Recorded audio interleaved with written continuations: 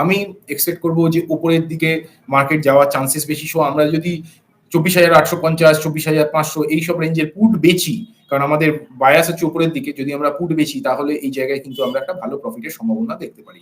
আম এবং আমরা ততক্ষণ পর্যন্ত শর্টে যাব না যতক্ষণ না পর্যন্ত ২৫,৩৪০ এর কাছাকাছি মার্কেট যাচ্ছে, অথবা ২৫,৪০০ ওই লেভেলে গিয়ে মার্কেট একটা কনসলিডেশন করছে বা একটা পজ নিচ্ছে, অথবা কোন রকম প্যাটার্ন ফরমেশন হচ্ছে। তার আগে পর্যন্ত আমরা বাই এন্ড ডিপসেই থাকবো।